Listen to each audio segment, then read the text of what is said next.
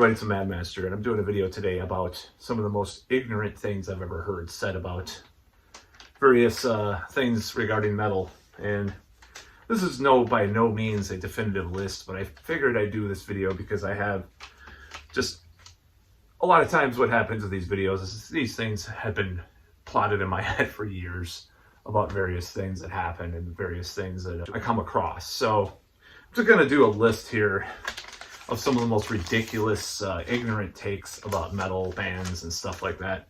Now, keep in mind, I don't want to I'm not dissing these people necessarily, because there's even some friends or former friends, that come into play in this situation, but I find it just to be some of the funniest stuff that I've heard, in my opinion.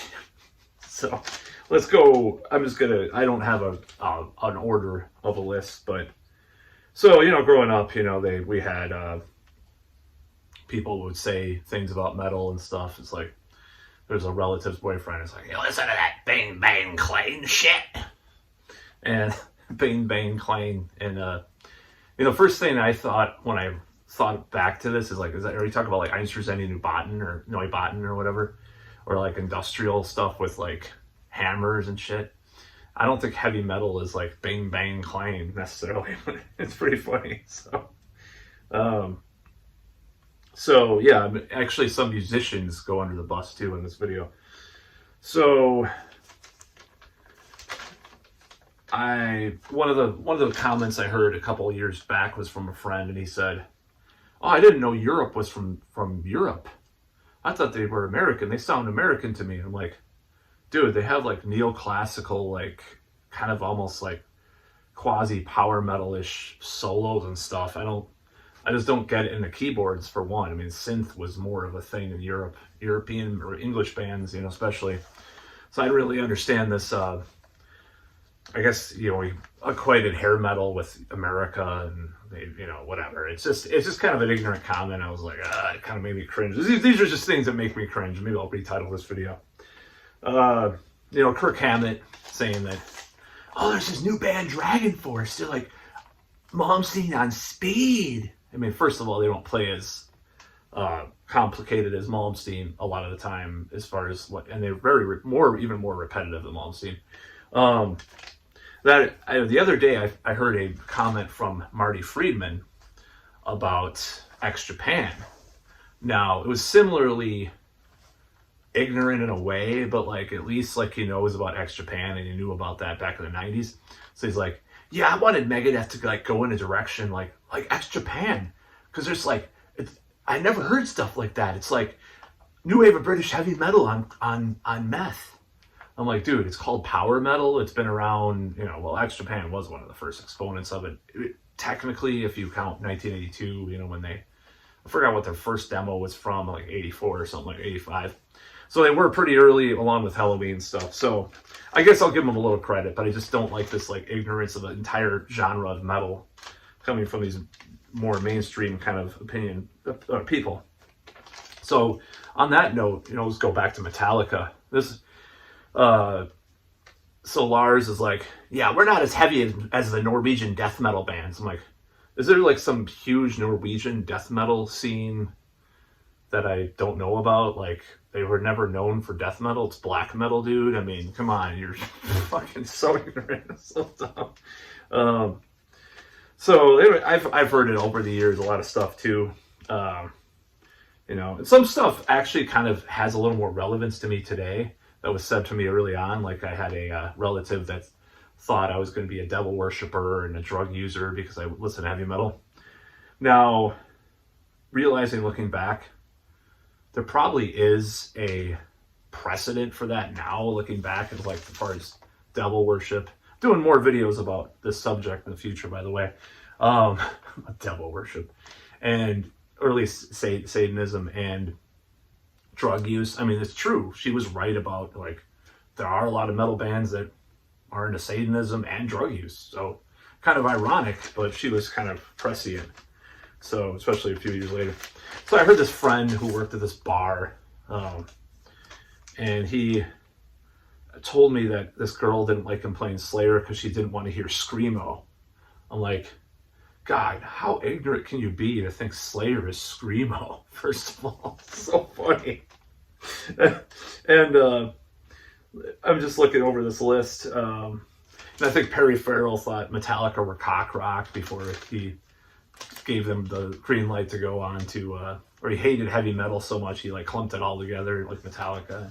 By that time, obviously they were cock rock in some ways, but put them on the Lollapalooza they were on, and the thing is, people like Nirvana, like Dave Grohl and even Kurt Cobain were more coy about their liking of a lot of metal because, you'd watch interviews where he would bash on metal like Kurt Cobain, but secretly, like in his journals or something, he was listening to Celtic Frost and stuff like that. I mean, he was more into it than people realized. Of course, he didn't like hair metal, but we already know that. So, this uncle of mine, I'm gonna say, he's like, "Do you like that kill your mother, rape your dog shit?" Like, when I started listening to Iron Maiden, it's like, okay, dude, first of all, I'm not like in extreme metal at the time. And it's like, I don't think they have any, well, ironically, this was before Bring Your Daughter to the Slaughter. That was the song that Bruce Dickinson wrote for that Nightmare on Elm Street, one of those soundtracks.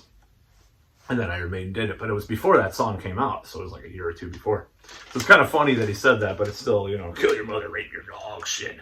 Back to Metallica, like, with regards to some of their stuff, it's so just something I like to bash on all day. And there's various reasons for this, because it's like something like, especially in the 2000s, will come out and they will think it's like the new thing. And like, this is brand new, like Lars or Kirk. James hasn't been as guilty of this, honestly, but, or there are various bass players, especially Jason Newsted knew what he sort of had an ear to the underground, maybe not as much as like Phil Anselmo, but even watching old interviews of him, he's like, "Oh yeah, I like the new Godflesh album." I'm like, oh yeah, what's that, man? What's Godflesh? Oh, I was just listening to like is it like 9 Inch Nails? Lars. I mean, I'm just doing an impression of probably what Lars would say. I like 9 Inch Nails better because I know about it, and my friends like it, and it sells. Because I love that money to buy those expensive paintings, man, and do more coke. I don't know. It's a really stupid stuff. I just like when he started talking about the sword. It just kind of, because I had friends that were into like the stoner rock, doom metal kind of thing. Like they thought the sword. I'm just saying, I don't know enough about the sword. Not really interested that much I'm not really interested in the sword enough, but when the sword came out, like or shortly after they got popular, Lars Ulrich like clung to that as like the newer metal band he liked as a hipster and stuff.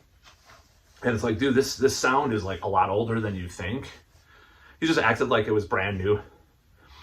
And a lot of people were criticizing him in the underground, like the Electric Wizard or Sleep or whatever fans, or like what's that band called? Weed Eater. I like Weed Eater. Actually, I've seen them twice live. I liked Weed. I don't like Weed that much, but Weed Eater is a good band live. That's more in the sludge category, but still. So he acted like this genre was brand new, and like, the sword makes my dick hard, man. It sounds great in my car. It's just like such cringe when these guys are kind of out of touch, but they're kind of trying to seem like they're more in touch with like the modern metal. And that's what maybe I should have done a separate video about this, or separate these two concepts, but like, it just makes me so mad, because it just makes you mad because you're listening to like Halloween, Blind Guardian, Gamma Ray, Rage, Running Wild, Scanner, and, so forth, Angra, whatever, And then Dragon Force comes out and people act like it's a brand new sound, like there was nothing like it before.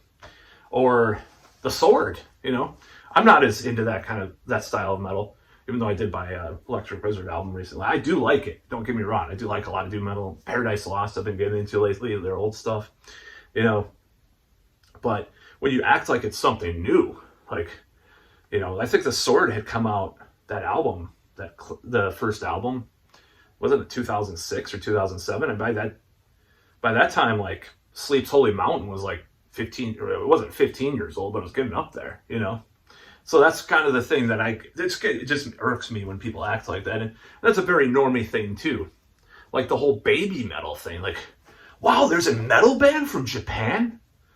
And also it's like little like anime girls? The first half I hate. The second half I don't give a shit about. But the first half of that statement I hate.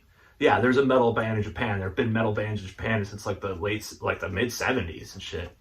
So sorry to burst your bubble, your ignorant normie bubble. But anyways, getting a little, my blood pressure's going up. So that'll be the end of this video. Bye.